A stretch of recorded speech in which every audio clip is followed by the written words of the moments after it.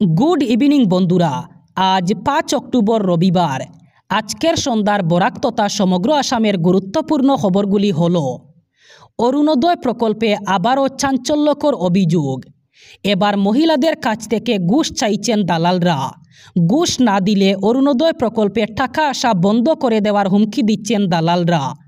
उल्लेख्य आगामी 7 अक्टोबर राज्येर महिलादेर अ্যাকাউন্টে आसबे अरुणोदय प्रकल्पेर 1250 टाका किन्तु एर आगे विभिन्न एलाका थेके अभियोग उठे आसछे। महिलादेर काछे दालालरा गिये घुष दाबी करछेन। यदि महिलारा घुष दिते अस्वीकार करेन ताहले तादेर नामे अरुणोदय प्रकल्प बंद करे देवार हुमकी दिच्छेन दालालरा। काछाड़ जेलार कालाइन एलाकाय घटल एक चांचल्यकर खुनेर घटना। हिलारा ब्लक हेडकोयार्टार हाई स्कुलेर बारान्दाय उद्धार हलो एक व्यक्तिर मृतदेह। अनुमान करा होच्छे गतकाल राते कोनो एक समये दुर्बृत्तरा এই ঘটনাটি ঘটিয়েছে। মৃত ব্যক্তির নাম শিবু দাস, যার বাড়ি হাই স্কুল থেকে প্রায় 100 মিটার দূরে অবস্থিত। আজ সকালে স্থানীয়রা স্কুলের বারান্দায় শিবু দাসের দেহ পড়ে থাকতে দেখে হতবাক হয়ে যান। সঙ্গে সঙ্গে খবর দেওয়া হয় কালাইন পুলিশকে। খবর পেয়ে ঘটনাস্থলে পৌঁছান কাছাড় জেলার ডিএসপি মানবেন্দ্র বরা, কালাইন থানার ওসি মিরাজ দলে এবং কালাইন বিহারা পুলিশ ফোর্সের একদল সদস্য। ঘটনাস্থলে উপস্থিত ছিলেন Katigorah circle magistrate doctor Robert টলার।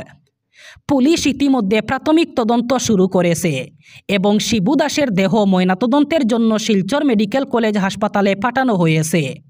এই ঘটনা জুড়ে ব্যাপক চাঞ্চল্য ছড়িয়েছে এলাকায়। দিনের আলোতে হঠাৎ করে অন্ধকার নেমে এলো গৌহাটি মহানগরে। রাজ্যে আজ থেকে আবার আরম্ভ হয়েছে ভারী বৃষ্টিপাত। দিন দুপুরে অন্ধকার নেমে এসে ভারী বৃষ্টিপাত শুরু হয়েছে গৌহাটি মহানগরে। এতে কৃত্রিম বন্যার জন্য আতঙ্কে আছেন গৌহাটি মহানগরবাসী। ইতিমধ্যে রাজ্যের বেশ কয়েকটি জেলায় আরম্ভ হয়েছে বজ্রপাত এবং বৃষ্টিপাত। সেই সাথে রাজ্যের আবহাওয়া দপ্তর ইতিমধ্যে জারি করেছে হাই অ্যালার্ট। জরুরি কোনো কাজ ছাড়া ঘরের বাইরে বের হতে নিষেধ করেছে আবহাওয়া বিজ্ঞান কেন্দ্র। উল্লেখ্য আজ অর্থাৎ রবিবার ছুটির দিনে দিনের আলোতে হঠাৎ করে অন্ধকার নেমে আসে গৌহাটি মহানগর জুড়ে। অন্ধকার নেমে আসতেই ধারা বর্ষণ শুরু হয়। এতে কৃত্রিম বন্যায় আবারও শঙ্কিত গৌহাটি মহানগরবাসী। মুখ্যমন্ত্রী হিমন্ত বিশ্ব শর্মা গতকাল জুবিন গর্গের মৃত্যুকে রাজনৈতিক উদ্দেশ্যে ব্যবহার করার অভিযোগে সমালোচকদের কঠোরভাবে আক্রমণ করেছেন। ফেসবুক লাইভে তিনি বলেন, যে দলগুলি একসময় মমতাজের মতো বাংলাদেশি শিল্পীদের আসামে আমন্ত্রণ জানিয়েছিল কিন্তু নিজের এলাকায় জুবিনকে মঞ্চ দেয়নি, তারা এখন রাতারাতি জুবিনের ভক্ত দাবি করছেন। তারা প্রকৃত ভক্তদের শখকে ব্যবহার করে আমাদের বিরুদ্ধে আক্রমণ করছেন। মূল কারণ আমরা দখলদার এবং অনুপ্রবেশকারীদের বিরুদ্ধে ব্যবস্থা নিচ্ছি। মুখ্যমন্ত্রী আরও অভিযোগ করেন, কিছু গোষ্ঠী জুবিনের মৃত্যু অথবা খুনের তদন্তকে বিঘ্নিত করার চেষ্টা চালিয়েছিল এবং দুর্ঘটনার দিনে গৌহাটিতে অশান্তি সৃষ্টি করেছিল। মুখ্যমন্ত্রী বলেন, আপনি সরকারের উচ্ছেদ অভিযানকে পছন্দ না করতে পারেন, আমার উপর রাগ হতে পারে, কিন্তু জুবিনকে ডাল বানিয়ে প্রতিশোধ নেওয়া উচিত নয়। মুখ্যমন্ত্রী জানতে চান, জীবদ্দশায় আপনারা কোন এলাকায় জুবিনকে আমন্ত্রণ জানিয়েছিলেন? বাংলাদেশি শিল্পী আনেন কিন্তু তাকে নয়, আর এখন হঠাৎ আপনি তার সর্বোচ্চ ভক্ত কেন? যদি হিমন্ত বিশ্ব শর্মার উপর রাগ আছে তবে তাকে লক্ষ্য করুন, কিন্তু জুবিনের নাম ব্যবহার করে রাজনৈতিক স্বার্থ হাসিল করা উচিত নয়। এই মন্তব্য রাজ্যের মুখ্যমন্ত্রী ডক্টর হিমন্ত বিশ্ব শর্মার। গৌহাটি মহানগরের বামুনি মৈদাম রেলওয়ে কলোনির কালীবাড়ি জাগৃতি সংঘের দুর্গাপূজা মণ্ডপে খুনের ঘটনার 8 জন অভিযুক্তকে গ্রেফতার করেছে পুলিশ। জুবিন গর্গের গান বাজানোর অনুরোধ করায় অবিনাশ রজক নামের এক যুবককে নির্মমভাবে পিটিয়ে খুন করে উন্মুক্ত যুবকদের একটি দল। দুর্গাপূজা মণ্ডপে নাচতে নাচতে অবিনাশ জুবিন গর্গের গান বাজাতে অনুরোধ করেছিলেন। অভিযোগ অনুযায়ী এতে উত্তেজিত হয়ে সুজিত সরকার এবং রাতুল বরার নেতৃত্বে 20-25 জন যুবকের একটি দল অবিনাশ রাজককে বেধড়ক মারধর করলে গুরুতরভাবে আহত হয় অবিনাশ। পরে আহত অবস্থায় অবিনাশকে গীতানগরের কেজিএমটি হাসপাতালে নিয়ে যাওয়া হলে সেখানে তিনি মৃত্যুবরণ করেন। এই ঘটনাটি নিয়ে গতকাল চানমারি থানায় একটি সংবাদ সম্মেলন করেন ডিসিপি অমিতাভ বসুমাতারি। তিনি জানান, ঘটনার দিন থেকেই পলাতক থাকা 8 জন অভিযুক্তকে গ্রেফতার করেছে পুলিশ। অভিযুক্তদের বিরুদ্ধে মামলা রুজু করা হয়েছে। পুলিশ কর্মকর্তার বক্তব্য অনুযায়ী কিছু অভিযুক্ত প্রমাণ লুকানোর চেষ্টা করেছে। স্থানীয় বাসিন্দারা পুলিশকে সময়মতো কিছু জানায়নি। যদি তা জানাতো তাহলে হয়তো অবিনাশের মৃত্যু এড়ানো যেত। ঘটনাস্থলে উপস্থিত সবাই মদ্যপ অবস্থায় ছিল এবং সেই অবস্থাতেই এই খুনের ঘটনা ঘটে। ভারতীয় রেল বিভাগের পক্ষ থেকে আবারও বিশাল শূন্য পদে কর্মী নিয়োগের বিজ্ঞপ্তি প্রকাশিত হলো। রেলে নিয়োগের অন্যতম জনপ্রিয় পরীক্ষা এনটিপিসি অথবা নন টেকনিক্যাল পপুলার ক্যাটাগরিজের নিয়োগ বিজ্ঞপ্তি জারি করেছে রেলওয়ে রিক্রুটমেন্ট বোর্ড। এই নিয়োগ সম্পর্কিত যাবতীয় তথ্য অফিসিয়াল ওয়েবসাইটে পাওয়া যাবে। রেলের আগ্রহী পদে আবেদনে আগ্রহী প্রার্থীদের গ্র্যাজুয়েট পদগুলোতে আবেদনের জন্য যে কোনো স্বীকৃত বিশ্ববিদ্যালয় থেকে যে কোনো বিষয়ে স্নাতক হতে হবে। অপরদিকে আন্ডার গ্র্যাজুয়েট পদের ক্ষেত্রে উচ্চ মাধ্যমিক উত্তীর্ণ চাকরি প্রার্থীরা আবেদন করতে পারবেন। তবে উভয় ক্ষেত্রেই আগ্রহী প্রার্থীদের টাইপিংয়ের দক্ষতা থাকতে হবে। এখানে মোট শূন্য পদের সংখ্যা রয়েছে 8,000-এরও বেশি। রেলের গ্র্যাজুয়েট পদে আবেদনে আগ্রহী প্রার্থীর বয়স হতে হবে 18 থেকে 33 বছরের মধ্যে। আন্ডার গ্র্যাজুয়েট পদে আবেদনের জন্য বয়স হতে হবে 18 বছর থেকে 36 বছরের মধ্যে। চাকরি প্রার্থীদের উল্লিখিত পদের জন্য বিবেদ অনুসারে কেন্দ্রীয় সরকারি বেতনক্রমে নিয়োগ করা হবে। দুটি বিভাগের ক্ষেত্রেই সম্পূর্ণ অনলাইনে আবেদনপত্র পূরণ করে জমা করতে হবে চাকরি প্রার্থীদের।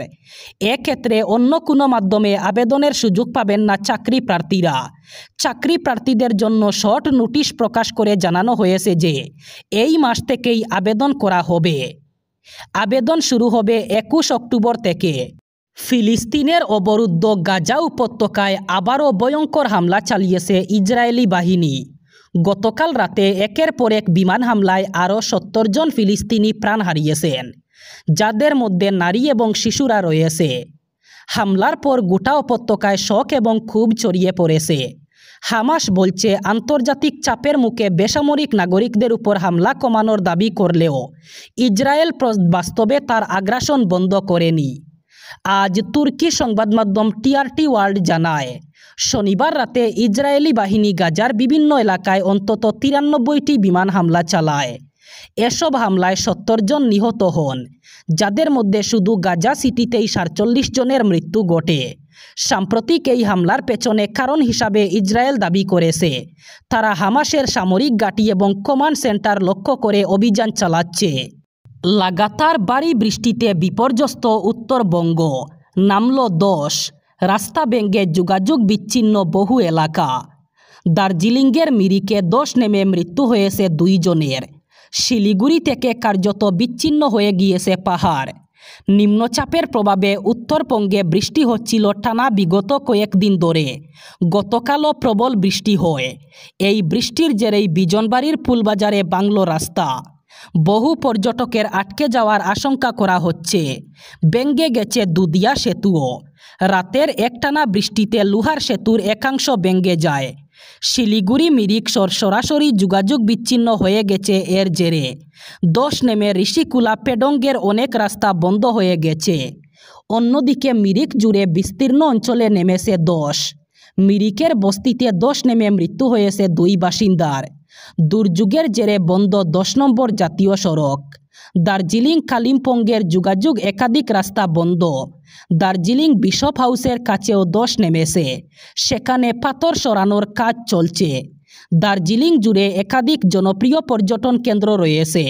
পুজোর পর বহু মানুষই পাহাড়ে ঘুরতে গেছেন। লাগাতার বৃষ্টি, ধসের জেরে বহু পর্যটক আটকে পড়ার আশঙ্কা রয়েছে। মধ্যপ্রদেশ এবং রাজস্থানে 12 জন শিশুর মৃত্যুর ঘটনায় একটি কফ সিরাপ নিয়ে প্রশ্ন উঠেছে। অভিযোগ উঠছে ওই কফ সিরাপ খাওয়ার পরই অসুস্থ হয়ে পড়ে শিশুরা, এরপরই মৃত্যু হয়। এই পরিস্থিতিতে কেন্দ্রীয় সরকারের তরফ থেকে 2 বছরের কম বয়সী শিশুদের কফ সিরাপ দেওয়ার ক্ষেত্রে সতর্ক থাকার বিশেষ নির্দেশিকা দেওয়া হয়েছে। ডিরেক্টর জেনারেল অফ হেলথ সার্ভিসেসের তরফে জারি করা ওই নির্দেশিকায় বলা হয়, 2 বছরের কম বয়সী শিশুদের কফ সিরাপ দেওয়া যাবে না। 5 বছরের কম অথবা তার বেশি বয়সী শিশুদের এই ধরনের ওষুধ খাওয়ানো যাবে, তবে তা চিকিৎসকের প্রয়োজনীয় পরামর্শ নিয়েই করতে হবে। সঠিক ডোজ ব্যবহার করার সঙ্গে ওষুধটি সঠিক কাজ করছে কিনা সেদিকেও নজর রাখতে হবে।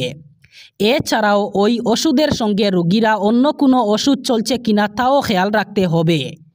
সব রাজ্য এবং কেন্দ্রশাসিত অঞ্চলের স্বাস্থ্য অধিকর্তাকে DGHS সুনিতা শর্মা এই চিঠি পাঠিয়েছেন। শুধু কফ সিরাপ নয়, সর্দি কাশির ওষুধ 2 বছরের নিচে ব্যবহার না করাই উচিত বলেছেন DGHS। কারণ 5 বছরের নিচে এই ধরনের অ্যান্টিটাসিভ এবং অ্যান্টি অ্যালার্জিক কম্বিনেশনের ওষুধ রেকমেন্ডেড নয়। ভয়ঙ্কর অগ্নিকাণ্ড সংঘটিত হলো কাছাড়ের বরখোলায়। বাবার শ্রাদ্ধ অনুষ্ঠানে সিলিন্ডার বিস্ফোরণে অগ্নিকাণ্ড। কোনো কিছু বুঝে ওঠার আগেই আগুনের লেলিহান গ্রাস করে ফেলে পুরো বাড়ি। মুহূর্তের মধ্যেই সব কিছু ধ্বংস হয়ে যায়।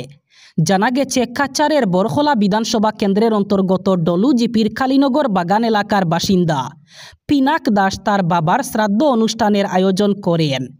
এমতাবস্থায় হঠাৎ করে গ্যাস সিলিন্ডার বিস্ফোরণ ঘটে। মুহূর্তের মধ্যে আগুন ছড়িয়ে পড়ে। যদিও স্থানীয় জনগণ আগুন নিয়ন্ত্রণে আনার চেষ্টা করেছিলেন, কিন্তু বিফল হন। খবর দেওয়া হয় বরখোলা থানায়। খবর পেয়ে ঘটনাস্থলে পৌঁছে বরখোলা পুলিশ এবং দমকল বাহিনী, কিন্তু এতে অনেক দেরি হয়ে যায়। ঘরের আসবাবপত্র সহ ধান চাল সহ বিভিন্ন ধরনের সরঞ্জাম আগুনের লেলিহান শিখায় ধ্বংস করে দেয়। এদিকে খবর পেয়ে ঘটনাস্থলে উপস্থিত হন বরখোলা শ্যাডো সংস্থার সম্পাদক অজিত দাস, বরখোলা মণ্ডল বিজেপির সভাপতি পিনাক দাস সহ অন্যান্যরা। পরিবার সূত্রে জানা গেছে গড়ে রাখা প্রায় 80 মণ ধান এবং গুরুত্বপূর্ণ নথিপত্র সবকিছু পুড়ে যায়। বৃষ্টিতে বিপর্যস্ত উত্তরপ্রদেশের বারাণসী এবং সংলগ্ন বেশ কিছু এলাকা। গত 3 দিন ধরেই বৃষ্টি চলছে বারাণসীতে। শুক্রবার রাতভর বৃষ্টির পরে গতকাল সকালেও বৃষ্টি হয়েছে। তার জেরে শহরের বিভিন্ন জায়গায় জল জমে গেছে। কোথাও কোথাও হাঁটু সমান জল জমে রয়েছে রাস্তায়। গতকাল সকালে বেনারস হিন্দু বিশ্ববিদ্যালয়ের স্যার সুন্দরলাল হাসপাতাল চত্বরেও প্রায় হাঁটু সমান জল জমে থাকতে দেখা যায়। সেই জল পেরিয়েই রোগী এবং তাদের পরিজনদের যাতায়াত করতে হয়। জলমগ্ন হয়ে পড়ে শহরের বিভিন্ন গুরুত্বপূর্ণ রাস্তাও। শুক্রবারের টানা 9 ঘন্টার BHU চত্বরে 108 মিলিমিটার বৃষ্টি হয়েছে। সংবাদ মাধ্যম জাগরণ অনুসারে গত 125 বছরে অক্টোবর মাসে BHU চত্বরে এমন বৃষ্টি হয়নি। এর আগে 1900 সালের 9 অক্টোবর BHU চত্বরে 138 মিলিলিটার বৃষ্টি হয়েছে। নাগারে বৃষ্টির জেরে বারাণসীর তাপমাত্রাও স্বাভাবিকের তুলনায় প্রায় 6.5 ডিগ্রি কমে গেছে। এবার শেষ খবর। বড়সড় সাফল্য পেল শ্রীভূমি জেলার বাজারিছড়া থানাধীন চুরাইবাড়ি ওয়াচপোস্টের পুলিশ। রুটিন চেকিংয়ের সময় তল্লাশিতে ধরা পড়ল বিপুল পরিমাণ নেশাজাতীয় কফ সিরাপ। একই সঙ্গে আটক করা হয়েছে পাচার চক্রের সঙ্গে জড়িত সন্দেহে একটি লরি এবং ওই লরির চালককে। আজ সকালে কলকাতা থেকে আগরতলাগামী একটি 12 চাকার লরি চুরাইবাড়ি ওয়াচপোস্টে পৌঁছালে গেইট ইনচার্জ প্রণব মিলির নেতৃত্বে পুলিশ দল নিয়মিত তল্লাশি শুরু করে।